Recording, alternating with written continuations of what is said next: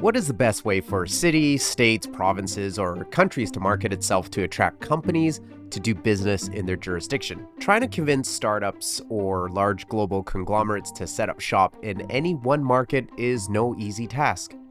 Governments around the world set up specific agencies and task forces just to go out and try to convince these companies to invest in their regions. Now, with every economy trying to diversify to spur economic growth, how do governments succeed in such a competitive landscape? Hey there, I'm Chris, and welcome to This Professional Life, a channel where I share my insights, strategies, and ideas around business development, as well as documenting interesting business stories that inspire my creativity.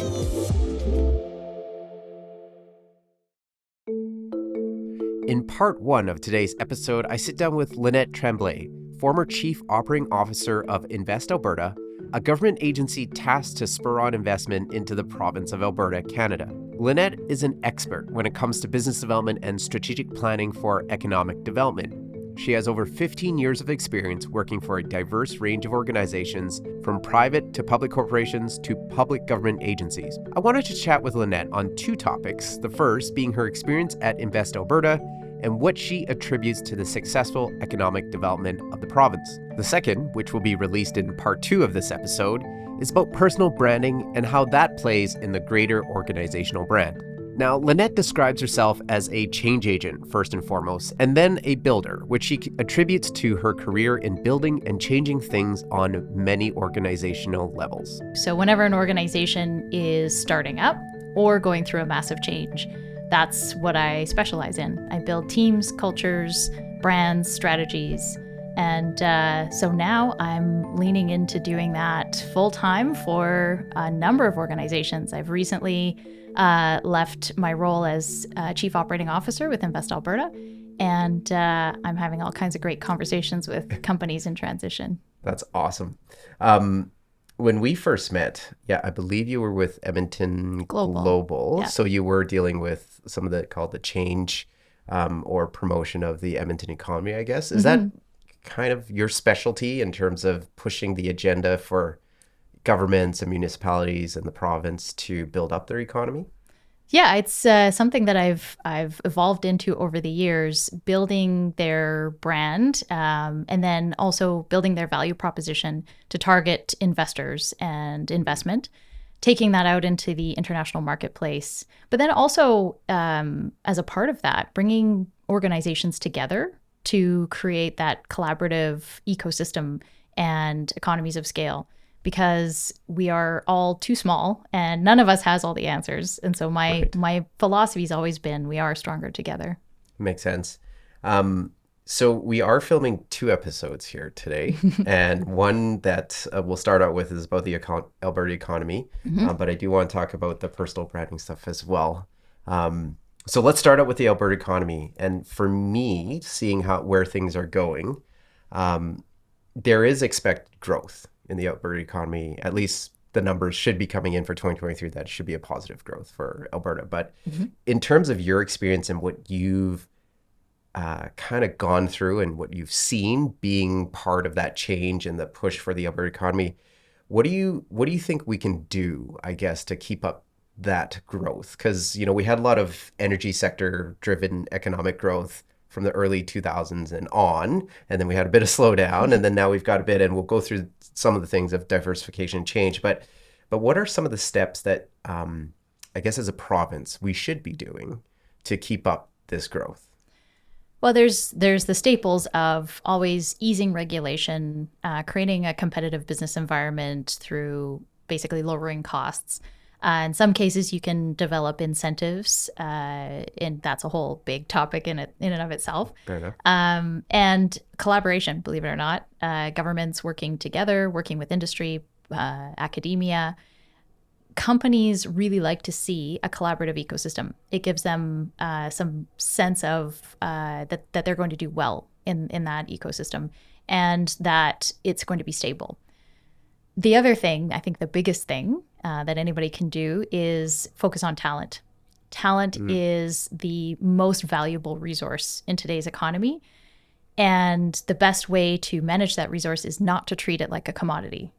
And so we're seeing a lot of of talent at all levels leaving companies and changing jobs at a rapid rate, even just leaving the workforce altogether. Companies are struggling to find talent, to retain talent, and there's a lot of factors in that, but it's important to treat people like people. Right. And I think we're going to talk about this more on our next episode of personal branding, but what is it that companies struggle with when it comes to not treating people as you said, commodities? Culture is a big thing. Okay. So, we live in an economy and in a world of uncertainty. I think COVID was a big part of that, but it's continued on. Right. And so people struggle with uncertainty and they want to feel safe, creating a safe environment, creating a culture where they feel invested in and where they feel like they can contribute something. Right. If you look at surveys that have come out, it's actually not money that drives people. In some cases, there are people where cost of living is really high. They're jumping from job to job just to try to make ends meet. Mm-hmm. But in most cases, what really drives talent is the feeling of being valued and contributing to something bigger than themselves. Right. And so they want to feel like they're part of something. That all comes down to culture. And do you find, because you worked with a lot of international companies that were interested in coming into Alberta, but do you find that companies, even foreign companies, have similar approaches to culture, company culture? Or do you find there's a big difference between how we do things in Alberta and how companies that want to invest in Alberta do things in terms of culture? It depends on the country. Okay. To be honest, some countries, so like the United States, they don't really emulate the Canadian workforce culture. Okay. But that was a big part of a draw when we were talking to other countries, say European countries or countries who are part of the Commonwealth, Australia. When we were saying coming to Alberta, it's a different culture, a different workforce culture than you'll see in the United States. And that was appealing to them. We actually had one company from Ireland who started out in the US and tried to build a business, but it was so competitive and they struggled. So they actually came to Calgary and they said that they were really excited about how the workforce culture here was more similar to Europe and also the labor relations system that we had. And so that was comforting to them and they felt they could succeed here. And it also helped them retain staff because people here were able to be more loyal. So on that, again, you've talked to a lot of companies that are interested in investing in Alberta. And I think as we had a chat last week, we had mentioned kind of 3 areas that we're seeing some growth in, whether even on the energy side, forestry and agriculture. So I kind of want to dive into that a little bit. Mm-hmm. So if we take a look at energy first, what part of energy are we seeing that's driving the economy and kind of being part of the diversification of Alberta?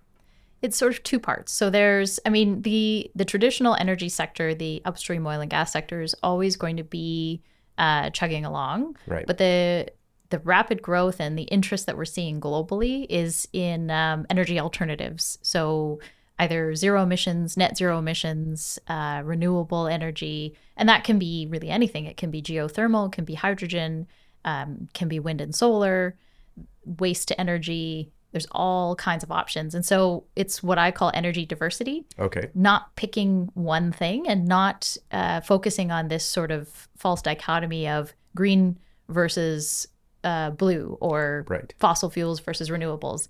It's more about the emissions profile of the energy. And so then the second part of the energy sector that's really growing is that clean tech sector. The sector that is focused on reducing emissions, finding more energy efficient ways of producing things. And that's a part not to be underestimated. In this era where the tech sector is taking a bit of a dip, that clean tech sector is thriving and growing. And it's partly because you have countries like India, for example. They are a rapidly growing economy and they're wholly dependent on fossil fuels and coal for energy production.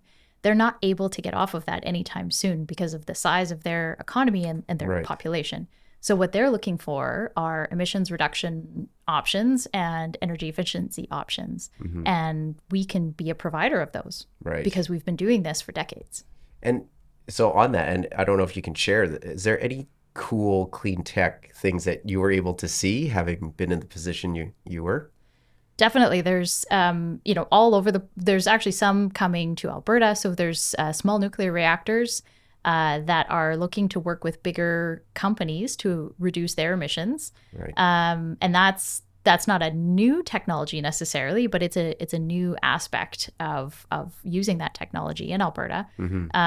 There's all kinds of aspects of the hydrogen economy as well, where actually one company is converting a coal plant into a hydrogen plant, and even where energy and forestry intersect, there are companies that are taking waste wood, so wood that was destroyed in, say, forest fires, and they're converting them into black pellets that can be used in coal plants in place of coal. So if you've got coal plants and you don't want to pay to decommission or transition them, you can use this waste wood in place of that. And it burns a lot cleaner, I guess, from that standpoint. Yeah. And you're actually taking something that is going to be harmful to the environment out of the environment, converting it into something that will produce energy.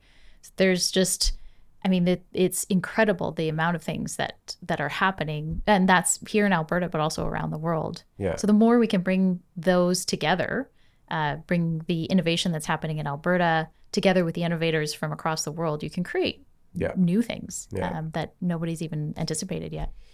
It's always interesting to me when I look at the situation, because you have one, you have one camp that's very like, let's cut back on our consumption, right? Our energy usage, like we should just, that's the issue. It's just we're a consumer economy, right? We should be using less. But the reality is for economic growth and for countries to thrive, they have to keep growing their economy. So you've got this massive need for energy, and it's not as easy as, well, don't develop as fast or don't develop. And like, you can't tell a country not to do that if it benefits their citizens. So, I guess this is where we come in and can utilize our resources here in Alberta to really be part of that change.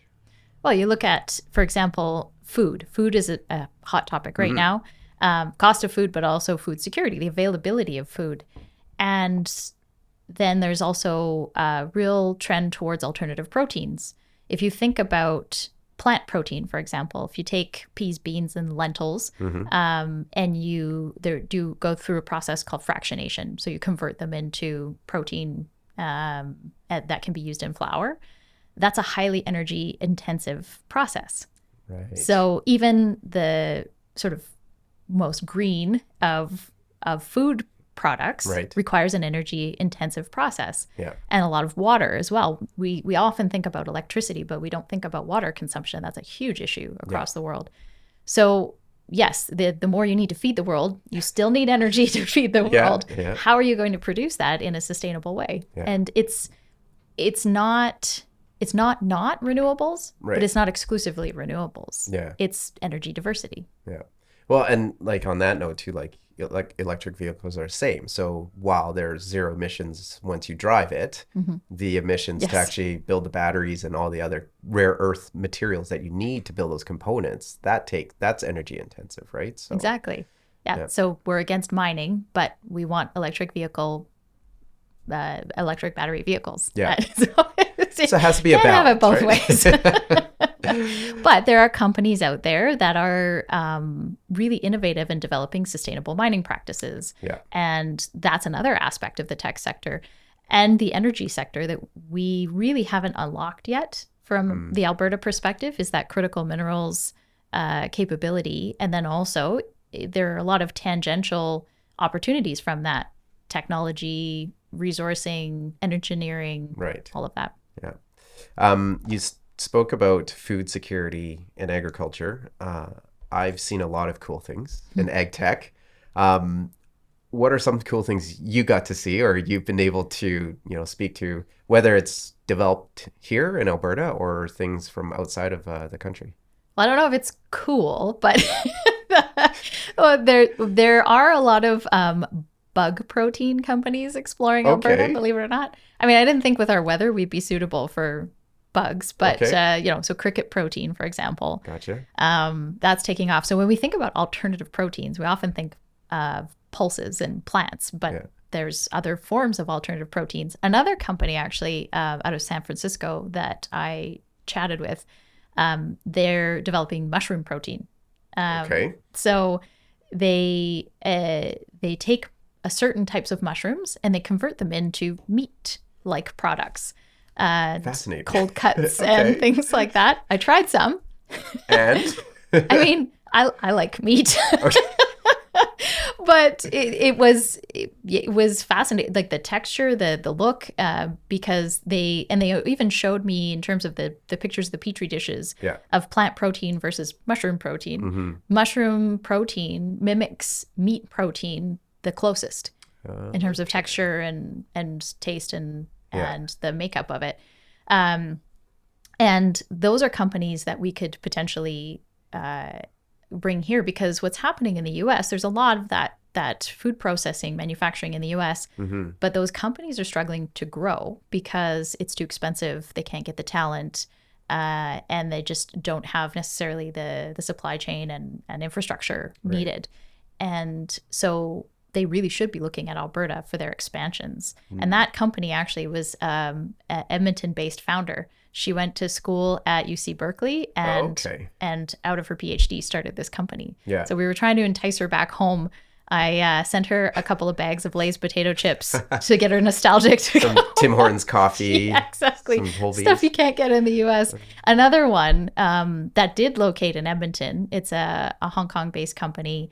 They participated in an accelerator out here, then went back to Hong Kong, and then we're looking for their location of choice. It's an AgTech company. And when we think AgTech, I think we often look at it as, technology to do with indoor plant growing or seed. Yep. Vertical farming, Yeah, that kind things of stuff. like that. Yep. But it can also relate to the meat industry. And so this AgTech company created this packaging for meat products to make them shelf stable for up to 2 years. 2 years. Yeah. I mean, I can't help but say gross when it's terrible. I mean, it's so incredible. So is and it's it going like to a revolutionize. vacuum seal type thing? Kind of like a combination of vacuum seal and sous vide. Okay. But like the meat doesn't turn like into like jerky, does it? Like No, it's soft and I don't know if soft is the right word. Tender. It's still soft edible meat, in 2 yes. years. I think Yeah. that's the key here. They had a tasting not long ago, and I wasn't there, but I was told that it was delicious. So I mean, here in Alberta, we may not want that because we have access. We're lucky to have access to lots of fresh meat, but other countries around the world don't. Yeah. And so this could really revolutionize food security. That's amazing. And they've chosen Alberta as a location to build their business. Yeah. You had mentioned about the talent. That person went to UC Berkeley, and we have a lot of those stories, right? Where we have talent, they went to school here, but then for some reason they had to go down to the US, and then they, when IPO, become billionaires or whatever it is. But then we're always trying to get that talent back. Do you think there's a solution to not have the talent leave, or do you think it's necessary or required kind of for them to leave, and then it's on us to thereafter, after the fact, to try to get them back? Or do you think we're missing something here that's not keeping them here? I guess it depends what's drawing them away. I think it can be both. We should be trying to keep talent here, especially the talent that's in our universities and could be building companies, create that environment that's conducive to them to stay and to build those companies. The other thing that we should be looking at is how do we draw that other talent back? And so they went somewhere else because there was a specific university program that they wanted to participate in, or they were raising capital, or whatever the reason is.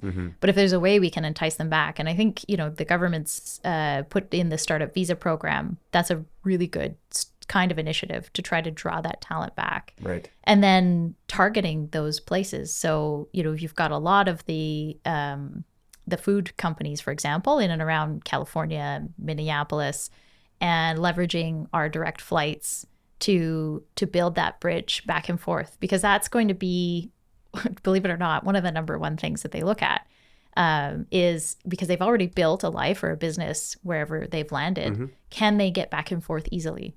And so direct flights are key to that.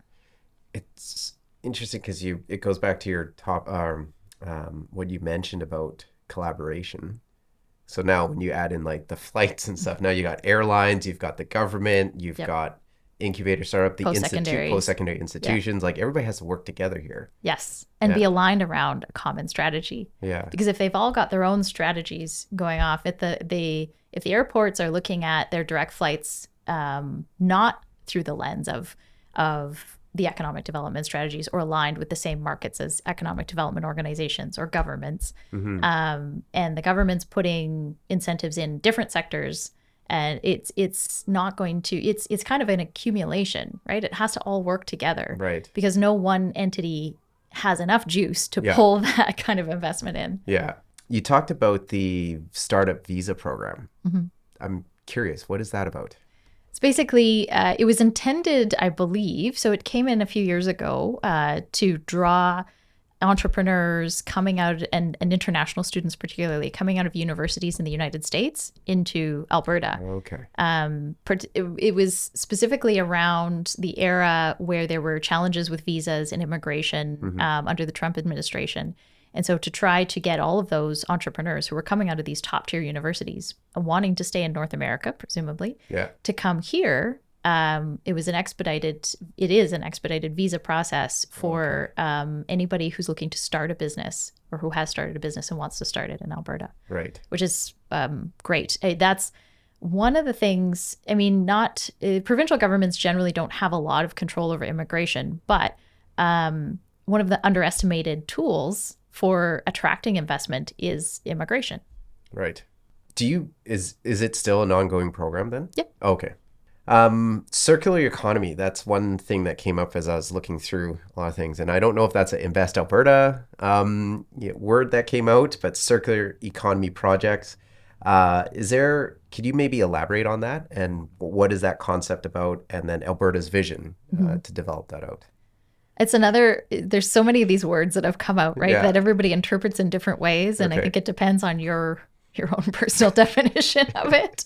Generally, circular economy refers to whatever the product is, taking it full circle, like a full loop. And the federal government, I don't think they initiated this, but they were speaking a lot about this a few years ago when they talked about the life cycle of an energy footprint. Okay.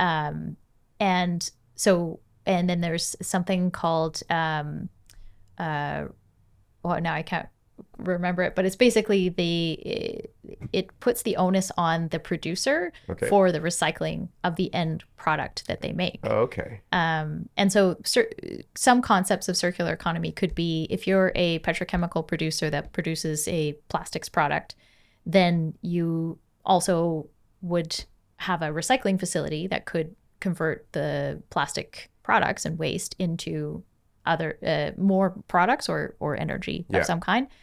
There is actually a little circular economy cluster. I don't know if they're still doing this, but this was years ago when I was with Edmonton Global. I talked to these companies, and they're located in the Nisku Business Park.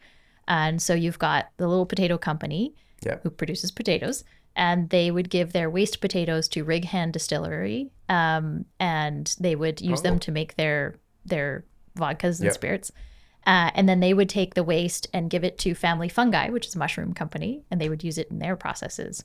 And Rig Hand also would take sort of waste fruits from local grocery stores to use them in their liqueurs and everything. So that's another different example of circular economy, where you're taking a waste product and somebody else uses it as an input, and then you continue that along. But those are all defined, so they know where it goes. It's not like, okay, now who do we go to give this waste to? You have all that outlined. So the question on that then is, who organizes all that? Well, again, it depends on your perspective. Some people think government should, and some people think industry should. And I, as with everything, I guess, I think it's a combination. Government plays a role. And so, I think you were referencing some of the circular economy grants. And so incentives do help direct behavior. Sometimes industry will come to it on their own if it's in their best interest, right? So nobody told these businesses to do this, but they and in their best interest and their values. And so companies now that intangible assets are valued at more than tangible assets, they're really mindful of their brands. And part of their brand is their values, their commitment to sustainability, And so there is value in doing this Right. kind of thing, beyond just the intrinsic kind of social value. Yeah. So I think what's important when you have grants around circular economy, what you often see is governments give grants to the technology innovators, right? So they try to incentivize the development of technology that will perpetuate this recycling or circular economy. It's really important to also think about incentivizing the adopters of the technology. Right. So when I was talking to clean tech companies, for example, around the world, they were really interested in incentives, not necessarily just for themselves, but for their customers. Because if the companies are incentivized to adopt these new processes and technologies, then that creates a market for that technology company. So it also then helps attract foreign direct investment in. And whenever you're changing behavior, you do have to create some kind of incentive. And there's this idea that you also have to create a disincentive, right? Right. And what is that disincentive? Is it taxation? Is it simply just the knowledge that they don't want to be seen as a company that's not sustainable? Right. It depends what it looks like. But I've always been a proponent of the carrot over the stick, I guess. It makes more sense. You can do more with that, I think. Yeah. I don't know. That's positive reinforcement, right? Yes. We'll talk about. You have traveled, I'm assuming, from our previous discussions, you've traveled the world to talk to, investors and companies interested in investing here. What is the best way for Alberta to continue attracting the talent, the companies? Like, I guess, are there things that we're missing or things that we could do better? And then moving forward, what do we really need to push hard on to really, keep Alberta number one top of mind as a destination for foreign investment and businesses coming here?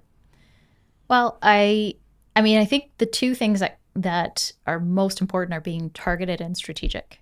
I hear often out there, and I'm sure you've heard this before, people will say, what we really need to do is just be more boastful. I can't stand that. Honestly, it makes me want to flip a table. I'm just like, no, that's not what we need to do. And, it's like saying, I can't get enough dates, so I just need to go out there and tell everybody how awesome I am.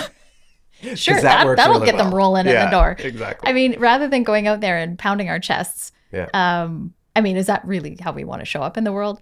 But it's not going to be effective, because we also have to recognize that even though we punch above our weight in Canada from an economic standpoint, we are a relatively small player, both in North America, but also on the world stage. So last year I was in Chicago, and there was a conference of several hundred economic development professionals from across mostly the United States. And I would be introducing myself around, and I had to refine my introduction to say, hi, I'm Lynette from Alberta, Canada, above Montana, because nobody knew where the hell we were.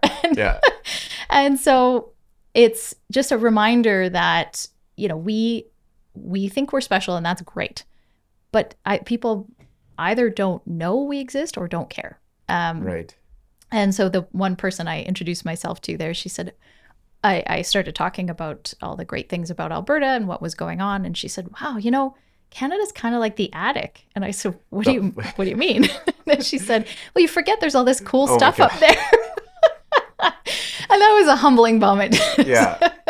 So I guess I come back to the way that we can be effective is remembering, our place in the world. And it's not to say that we should be thinking, oh, we're too small to be effective. But it's more that we should really know who we are.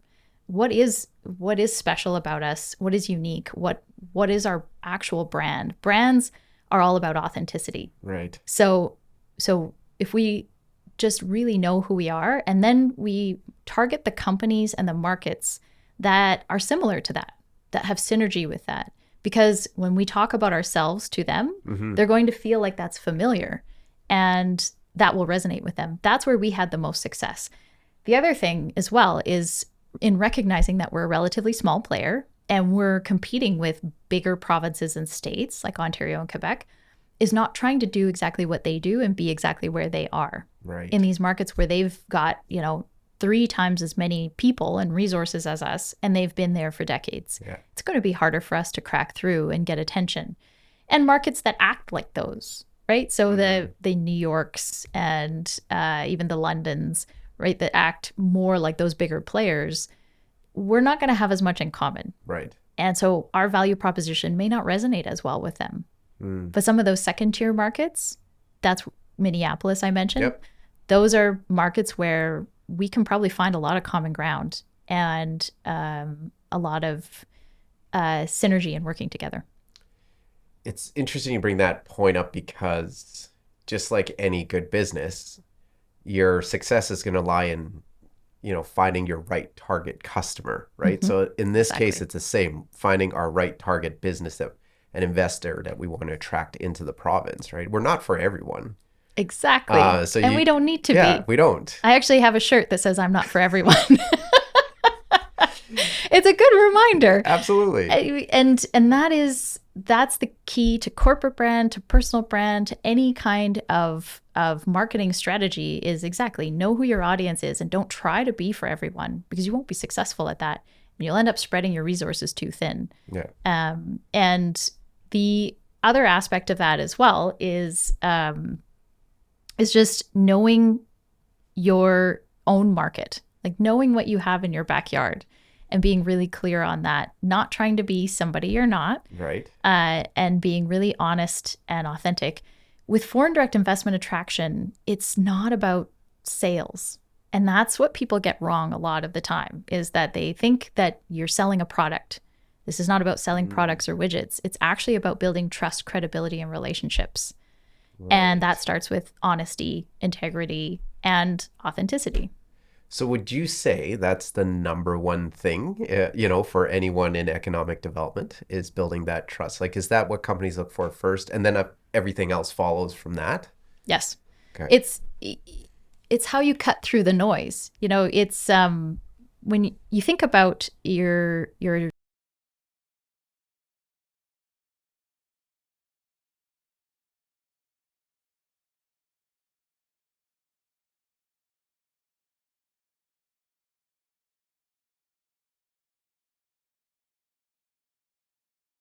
why it's important to be really clear about your brand identity, about what you offer, what you are and what you're not, and be honest about that. That's, for me anyway, any company I've talked to that we've resonated with, that's what resonated with them. And even companies where we weren't a fit for that first investment, they came back to us because of the way that we approach that. Interesting. Last question I had for you about this topic.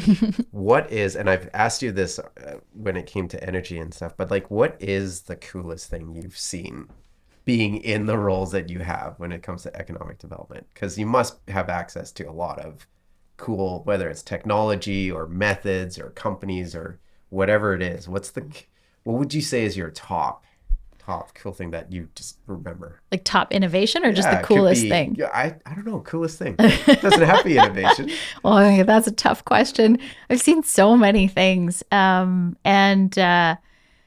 think I would say this is going to be maybe not what people expect, right? Because they'll probably think I probably would give an example like the 2-year-old meat, which is creepy and weird, but also awesome. Actually, it's the relationship we developed with Brazil. Okay. So it is coolest thing because it was unexpected to some degree, and it's an example of thinking outside the box, but also relationships. So I had my eye on Brazil, but it wasn't our top target for a country. But we talked to this organization, and they matched our values. They said, we like to work with people, we want to support entrepreneurs, and we like to just get things done. And I was like, well, that sounds like us. That sounds like Alberta. Yeah. So I said, let's give this a try. So they created the Brazil hub here. And within the span of less than a year, already 5 companies have come to Edmonton because of this Brazil hub. And they brought 2 delegations from Brazil here before we even set foot in Brazil. And so then we finally decided that we would go to Brazil, and we brought for that collaboration purpose, we brought the University of Alberta with us, Applied Pharmaceutical Innovation, and Edmonton Global and Fort McMurray Wood Buffalo, so a couple of municipalities. And we went as an Team Alberta, to talk to these people in Brazil about Alberta. And they had never before heard of Alberta. But we went, and again, this is kind of a microcosm of what I was talking about. We went to Sao Paulo and Rio, the two big cities, right? And it was good, but the best success we had was in this province called Curitiba. Paraná was the province. Okay. Curitiba is the city. And they were so eager to work with us, and they just dove right in. They are doing some really cool things with innovation. And then we went to this other city in that province, and the people from the University of Alberta we had with us were stunned because they've never seen their exact research portfolio mirrored before. And this innovation organization was the exact mirror of what they were working on here. So there's all these amazing... They've never worked together before. No. And there's amazing collaborations that came out of that. Yeah. And including, we went to this innovation place. Okay, maybe this is one of the cool things. Okay. They developed, except I'm terrified of bees, but so this is great. They developed this strain of stingless bees. Stingless? Yeah. Okay. So support from the fire. See, I got it again. Yeah. Stingless bees. Yeah. And so people might not know this, but just outside of Grand Prairie and Beaver Lodge, there's the National Bee Diagnostic Institute. And believe it or not, I did not know that. I know. And believe it or not, the person who heads that up is Brazilian. So there's now going to be some collaborations there. Yeah. And then we had no idea, but the University of Alberta, 150 of their grad students are Brazilian. And you start to see all these linkages and connections and these things that you never anticipated. I love to pretend like I planned this all. But you totally did. Take the credit for it. Yeah, I knew all this stuff, the bees and everything. This was part of your strategic planning. That's your superpower. But it was absolutely built on relationships and shared values. And it's amazing what you can do when you get it right on the relationships and the shared values piece. You know, one of the reasons why I started this podcast, aside from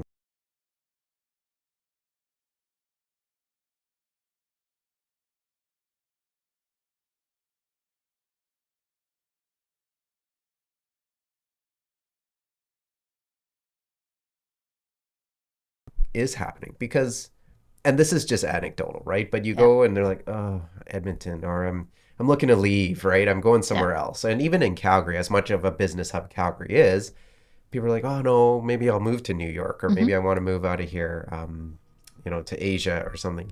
How do we get, and maybe it's just me, but like, what do we need to do, I guess, better to get at least the domestic population better understanding all these initiatives? Because I feel we get so wrapped up in the politics, or, this side versus that side, and we forget, like, there's a lot of stuff going on behind the scenes, like this whole relationship with Brazil, which I did hear about before, but you just hear about it with like one press release, or the news talks about it for like 5 minutes, and it's like, okay, yay, great. But there's like hundreds of people behind the scenes working on this, and there's like a whole ecosystem being built. What are we missing here to get this out there? And maybe we don't need to, but for me, from a personal standpoint, like, it'd be cool if we could get more knowledge of these cool initiatives that are happening. I think we do need to. I mean, not just internationally, but here in Alberta, we need people to know all of the cool things that are happening. And if for no other reason, but to keep the talent here. Yeah. Because a few years ago, I was part of a task force that was looking at talent, more the younger generation talent of high school students, and what they were looking for.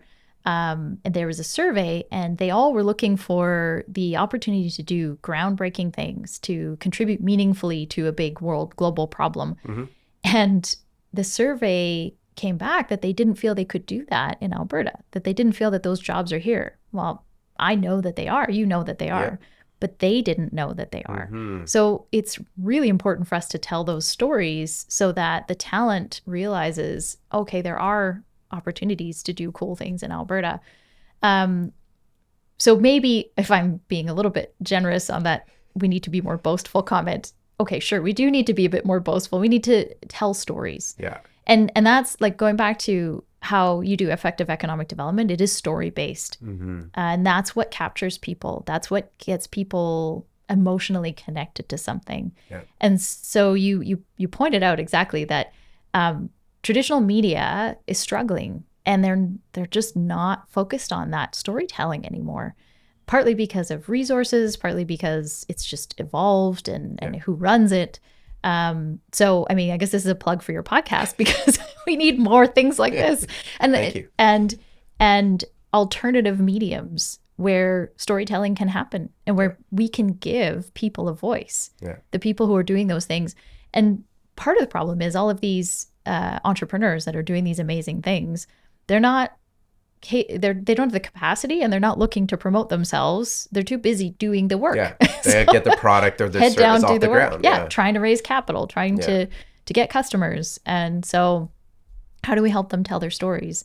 And it's not just about the companies. It's really got to be about the people, about the why. Somebody was saying on our podcast, don't tell me the what, tell me the so what. Yep. And that's, I think, what we're missing, in addition to actually telling the story, but it's telling the meaningful story. Yeah. On my last podcast episode was with Michael Grantmeyer, who's a partner at Osler's, the law firm, and he deals with all the startup, the crypto, the blockchain, that kind of area. And we were talking about, the innovation that's happening in Alberta. And it's interesting because some of the comments we got on that video said, it's Alberta. You guys will never have that. No one will want to go to Alberta because there's a bit of a stereotype of Alberta, call it, within Canada. But that's the perception, right? And I didn't respond because you watch the whole thing. You can, like Michael talks about everything that's happened, especially in the files that he's dealing with. There's a lot of innovation that's already started. This isn't is this going to happen in Alberta question. It is happening. We're letting you know about it.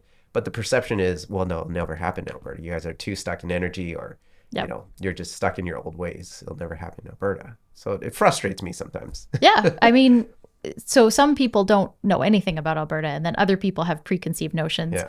But I don't know if it's just how I'm built, but I really love taking those preconceived notions and then just like confounding them. Because back when I was working in the oil and gas sector, I was given direction to get the federal government to support us. And I was like, okay. So one of the trips I made to Ottawa for some meetings, it was myself and another female representative of an energy company. And we were sitting, I'll never forget this, we're sitting in the lobby of a minister's office, and I won't name names. And somebody comes out and says, where are the people from Alberta? And we're like, that would be us. And they're like, the people from oil and gas in Alberta, and we're like, yep. That's us. These two With women. Your hard hat on, put the overalls. Yeah, we're ready to go. And so same thing, when the finance committee came to Alberta that year, we provided testimony to inform the budget, and I said, let's try something different. So I delivered remarks in French and English, and I talked about opportunity and stories and possibility and hope. And everybody else at the table just yelled at them in English about how terrible they were. Yeah. So it's like the element of surprise is really powerful. And so if people don't have a perception of Alberta or of your business, then that's great because you've got a blank slate. Yeah. If they do have a preconceived notion, then use the element of surprise and show them what we really are. Yeah. It's not usually what they think.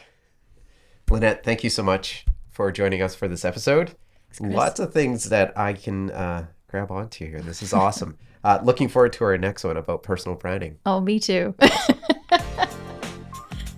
Thank you for joining us on today's podcast. Make sure to hit that follow button on whatever podcast platform you're listening to. Or if you're watching this on YouTube, make sure to hit the like and subscribe button. Every little bit helps. Take care, and we will catch you in the next episode.